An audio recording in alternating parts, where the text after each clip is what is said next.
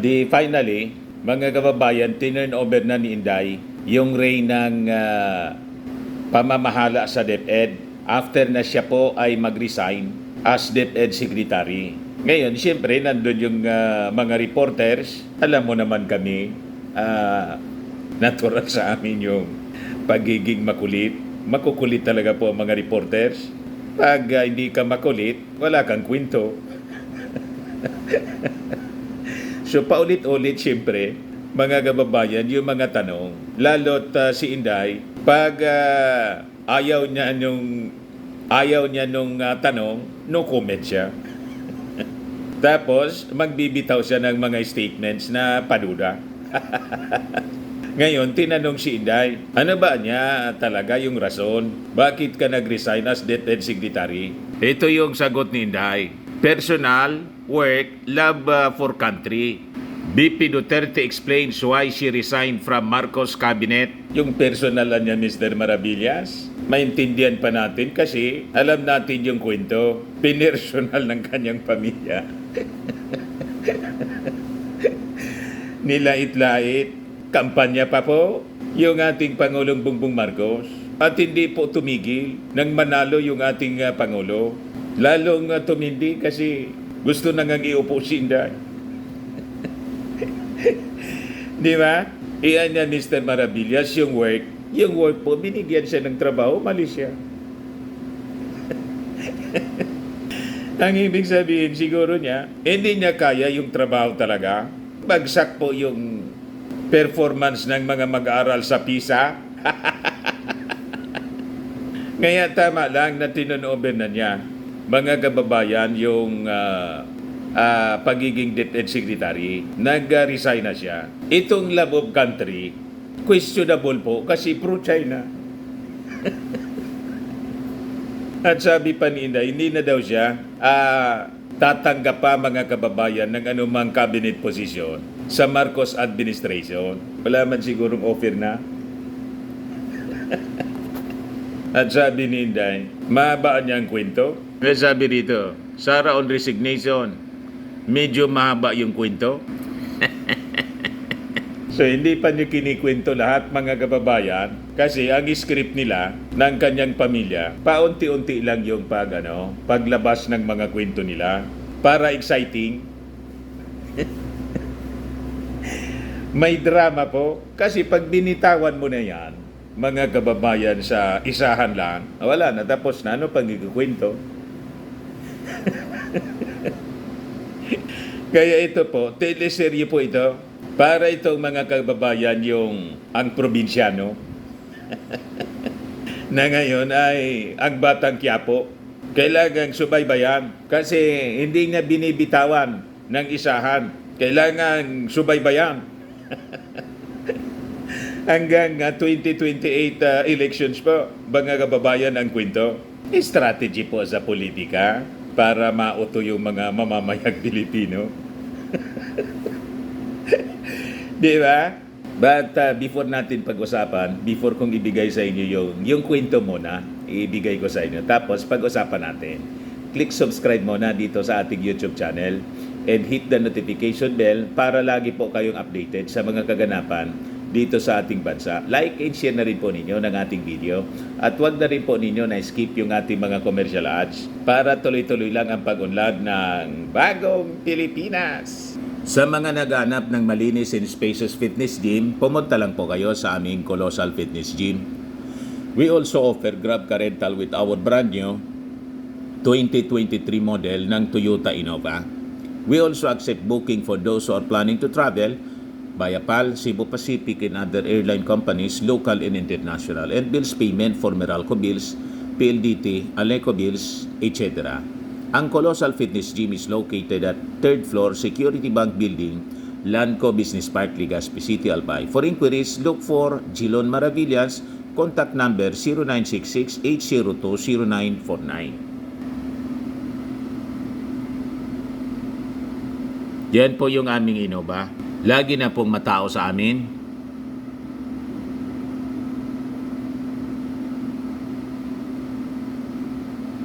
Ito yung mga bago naming clients.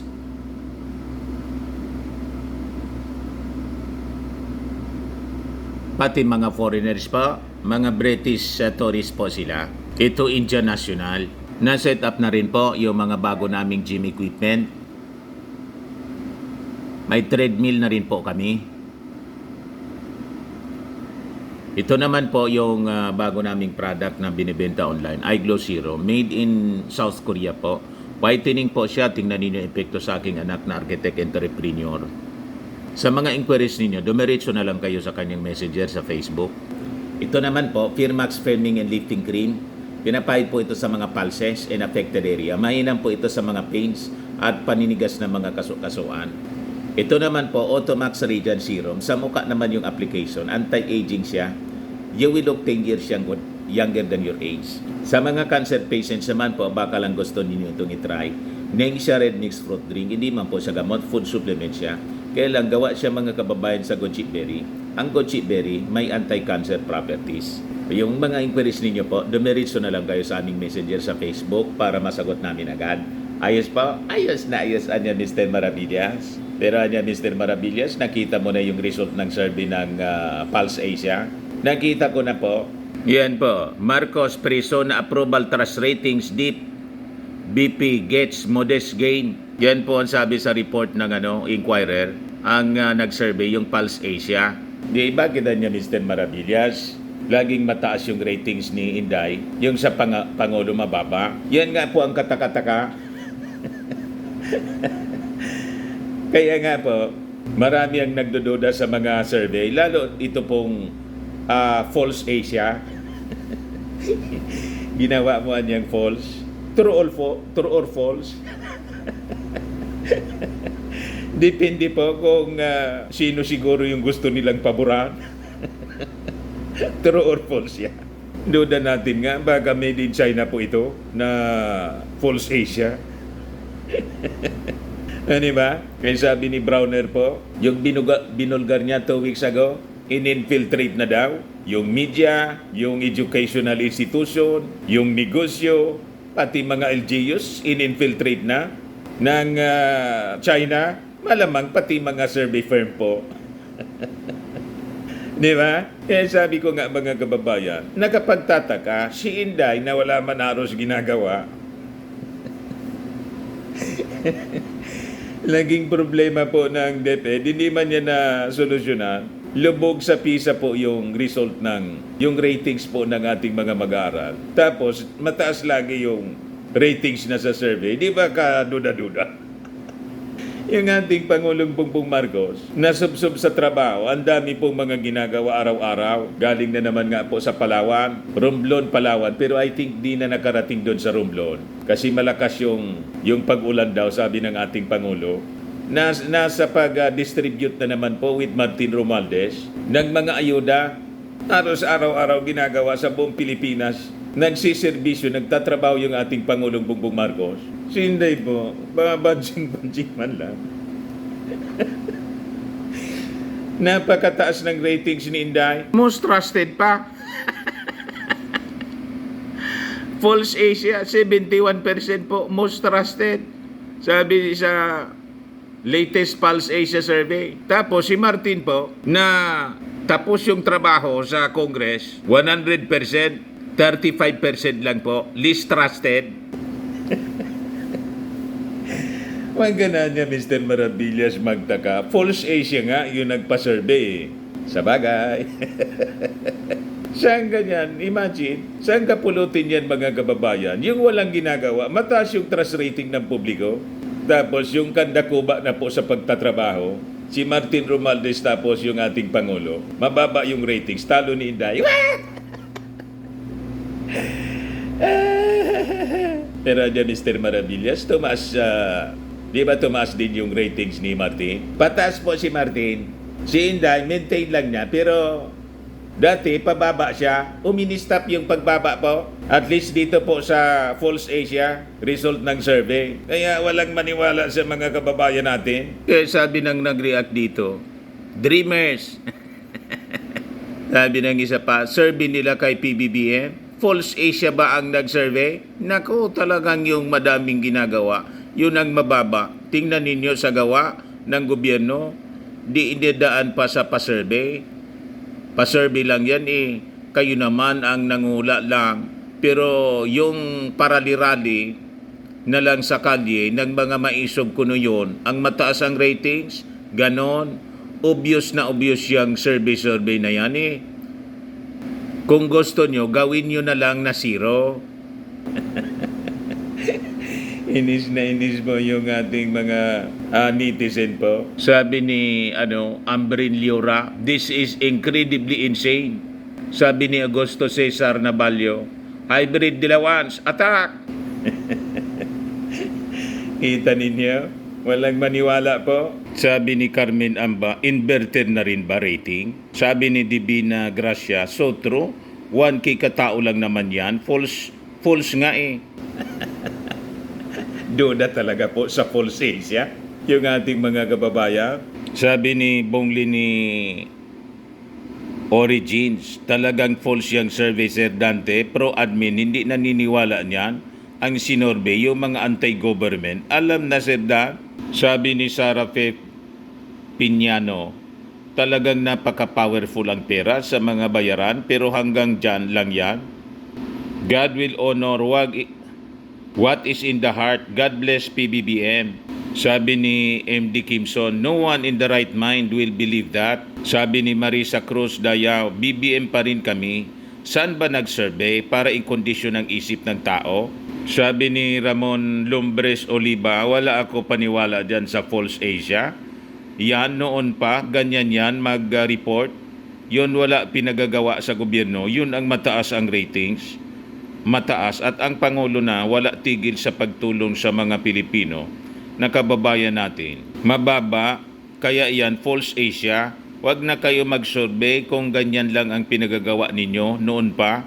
Yan ang ginagawa nila sa mga Duterte, sila panig, kahit walang pinagagawang magaling. Nakita ninyo, naalata yung false Asia po. Sabi ni John Earl Ordano, tama, kung sino pang walang ginagawa sa gobyerno, siya pa ang mataas. Yan sabi natin, malamang made in China po. Yung mga kaalyado nila na suportado po ng China, malamang yun ang nag-finance ng survey para i-condition yung isipan ng ating mga mamamayang Filipino. Utuin po tayo. Diyan na yun, Mr. Maravillas, ang analysis mo sa sinabi ni Inday na ang rason daw, una personal, tapos work, tapos love for country. Yung personal, baka po, ito wala ko man lang po, kasi ito yung mga lumalabas noon na ang gusto po ni Inday, hindi man DepEd Secretary, ang gusto niyang hawakan po, yung defense, after sila manalo, mga kababayan, hindi natin alam kasi sila yung nag-uusap kung nag-agree yung ating Pangulong Bongbong Marcos. Pero tingin ko po, hindi lang hindi nag-agree yung ating Pangulo kasi unang-una, kandidato pa lang sila. So premature pa man po na sabihin niya, okay, sa iyo yung defense pag nanalo tayo. Di ba? Malamang, ang basa ko po, yung Pangulo po, hindi man siya sinagot ng oo, sa iyo yung defense. Kasi alam naman po natin na critical po yung posisyon ng Defense Secretary, na alam naman ng Pangulo po ang inclination ni Inday.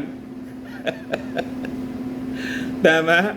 Kaya, imbes na defense, kasi nagpaparinig na si Inday, after na sila manalo, nang interviewin po ng mainstream media, interesado daw siyang awakan yung defense. Pero ang ibinigay mga kababayan ng ating Pangulo, yung pagiging DepEd Secretary. So malamang, itong sinasabi niyang personal, nagtampo siya kasi hindi inono ng ating Pangulong Bongbong Marcos yung gusto niya nang sabihin sa ating Pangulo na ang gusto niyang hawakan po yung defense. Pero ito hula ko man lang, sabi ko nga kanina sa inyo, wala man tayo doon sa pag-uusap nila. So hula-hula man lang natin ito, theory natin. As a result, nasaktan nasaktan si Inday, kaya may personal siyang kinikim-kim, mga kababayan, against the President. Then pangalawa, yung work. Siguro sa isip ni Inday, bakit niya ako nilagay ng ating Pangulo sa trabaho na wala man ako, by her personal admission, wala man siyang background,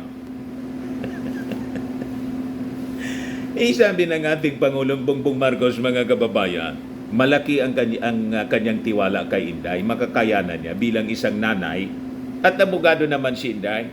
Paano po, nag-fail siya, bagsak yung performance ng mga mag-aaral sa PISA at wala siyang significant achievement as DepEd Secretary. Ngayon, to save face, nag-resign na lang po si Inday. At lalo pa mga kababayan, secretary siya, alter ego siya ng ating Pangulo, or other self ang ibig sabihin ng alter ego, yung other self ng ating Pangulo, nananawagan yung mga kaalyado niya ng Marcos resign at pumunta siya sa rally.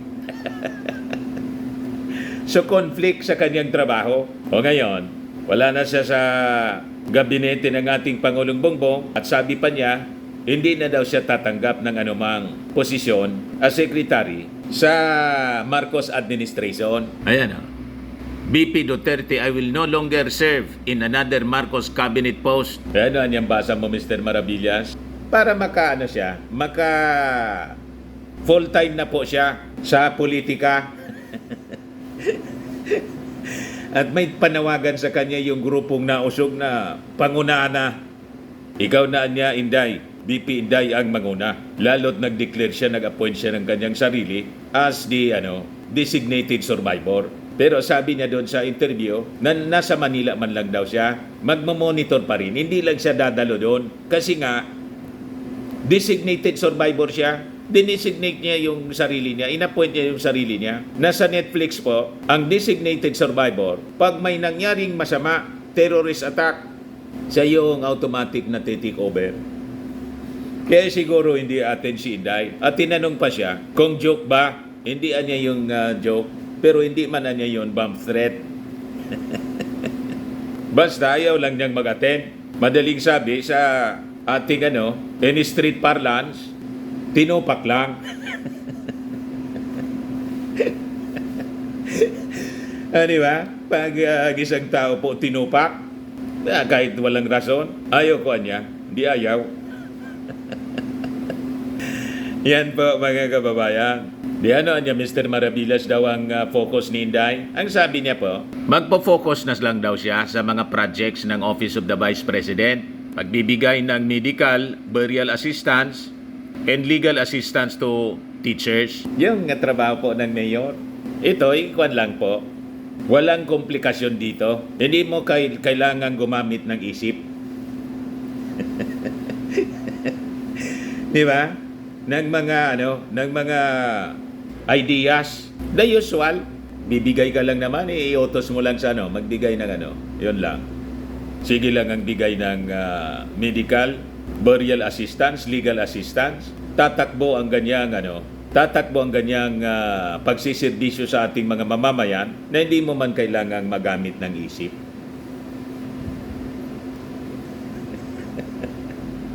Di ba? Kahit sino pwedeng gumawa niyan ng trabaho niyan. Sabihin mo lang, magbigay lang kaya. Ayos na. Hindi mo kailangang gamitin yung isip, magpagalpa sa kakaisip. Pero yung relasyon ko sa ating Pangulo, okay man. Sabi ni Inday. Pero kung ipaliwanag ko pa niya, mahaba yung istorya. Yan ang sabi niya rito. Medyo mahaba yung kwento na yun eh. We need a sit down for the reasons. Ano siya mayroong personal sa amin dalawa ni President Marcos which stems from yung napag-usapan namin bago ako pumayag na tumakbong Vice President. Meron siyang sa trabaho at meron siyang sa bayan. Mahaba siya na kwento and we will need a sit down. Yun nga, sabi ko, ano siya, personal, trabaho, oo, alo-alo siya, no? Walang kinalaman si First Lady dito kasi wala naman din kinalaman si First Lady sa trabaho namin ni Pangulong Marcos. So sabi ko nga, ano siya, kailangan na niya ng sit down dahil hindi siya isang rason lang. Nagkakabuhol-buhol na siya na madaming rason. Nagbuhol-buhol niyan sila. Hindi ba? Yung pamilya niya, kasi yung pamilya niya po at siya mismo, bol-bol yung mag-isip. Hindi mo maintindihan. Bangga-bangga. Sabi ni Inday tungkol sa confidential funds. Bala na niya kayo. Kayo na magdesisyon. Nang tanggalin po, dinesisyon na ng Kongreso, galit. Bul-bul silang mag-isip, hindi makapagprangka. Sinabi sana niya, hindi ako pwedeng magtrabaho na walang confidential funds. Sanay kami niyan sa Davao. Dapat maraming confidential funds.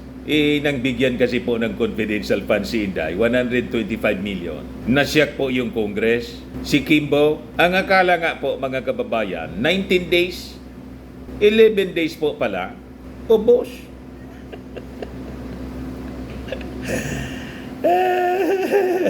Diyan pa niya, Mr. Maravillas, ang theory mo. Ang naririnig ko sa kampo niya, umaasa ang kampo ng mga Duterte na kasi pumayag daw si Inday na tumakbo bilang vice presidente. So, in the next election, presidential election, dapat siya yung basbasan.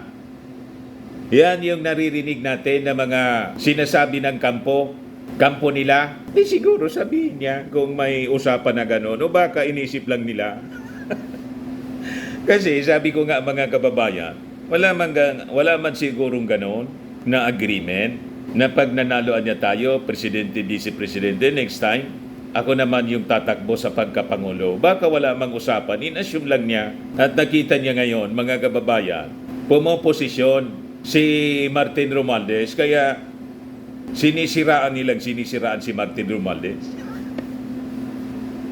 Si Martin po, wala man ganong intensyon. Tatakbo nga po, re-election lang, as congressman, wala man pong sinasabing gano'n. Gusto lang ni Martin Romualdez po na tumulong.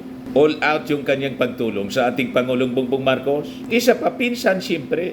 Ako tingin ko, doon nagselos yung kampo ni Inday. Si Inday mismo nagselos po. Kaya sumama yung loob. Kasi po, from day one pa lang, nang manalo sila, ang iniisip na ni Inday, yung to make over as Pangulo. Hindi man po tinatago ng kanyang mga supporters, mismo ng kanyang pamilya, mismo ng kanyang tatay. Gusto nang sugudin po yung Palasyo Malacanang kung ano-anong ginagawang issue po na wala mang katotohanan. Gawa-gawa lang nila. Kaya nga sabi ko, yung issue sa PDEA leaks ni Senator Botas, wala na. Hindi nagtagumpay yung investigation in aid of destabilization. Kaya yung nausog po, ikot ng ikot sa buong mundo. Walang makumbinsi rito po sa Pilipinas na sumuporta sa kanila para gatungan na people power. Nandun sila ngayon sa ibang bansa. Sa New York daw may nausog. You see, sabi nga natin mga kababayan, 4 years pa kayo na ma-stress niyan. Kung ako sa inyo, manahimik na muna kayo, tahimik na magtrabaho. Pag hindi po, malamang yung inyong mitiin na maging Pangulo, maun siya matulad kay Leni Robredo at kay Gigio Marbinay, talo.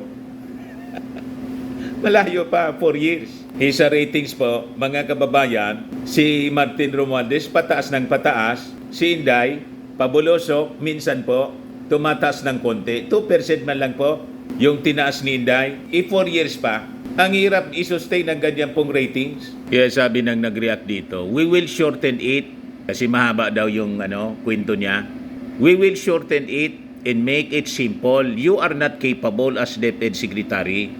Second, nawala ng tiwala sa iyo ang community mo. Tama. Sabi ng isa pa si Sofia Eldevic, Vice Presidente ba talaga siya? Ang gulo niya talaga.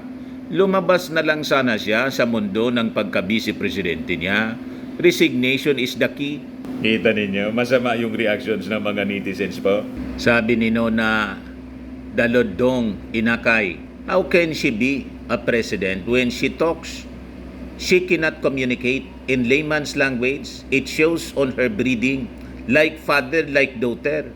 Diyos nga, Minora, Gorgor. Sabi ni Ted Santos, calling Tito Boy or Tony G, my next guest na kayo. Minsan BP, madalas artista. Madrama kasi. Sabi ni Elvera, Wento niya, walang wenta. Yun lang yon, sabi ni G. Lloyd. Oh, the drama.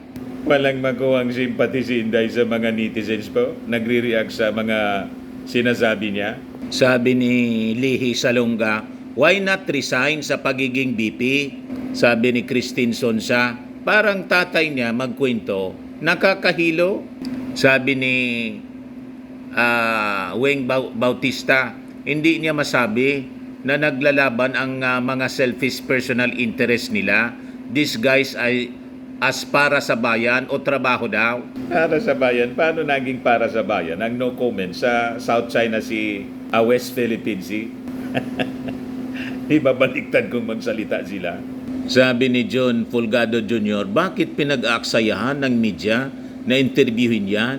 Side lang niya ang mahalaga. Ayaw niya nang may tanong. Kung ano lang yung gusto niyang sabihin, satisfied na ang media ng ganon. Hindi natin dapat pinapatronize ang ganyang mga media outfit. Iyon nga po, dapat focus ng media. Nandun dapat kay Angara, yung bagong DepEd Secretary. Ano yung mga reforms na gagawin po para maibangon ang lugmok na kalagayan po ng DepEd. Tama. Kaya lang mo, sa mainstream media, I must understand na ang karamihan sa mga reporters po, mga journalists, ang gusto nila yung human interest stories. Mahilig sa chismis kasi yung mga tao. Mga marites. Mas gusto nila ng mga chismis-chismis. At tingnan niyo sa showbiz, ang daming nagkakahilig po eh. Kaya ang mainstream media, after sila mga kababayan sa ratings, kung yung kwentong gusto ng mga tao, yun ang ibibigay. Kahit walang kakwenta-kwenta. Sabi ni John Nuevas Noliora, una may nag-islas ng lieg, naglaslas. Pero being the VP of the country, wala man lang investigasyon whatsoever. Pangalawa, deklarasyon ng resignation na wala man sinabing dahilan. Pangatlo, designated survivor. Pang-apat, bodol-bodol buhol-buhol na rason.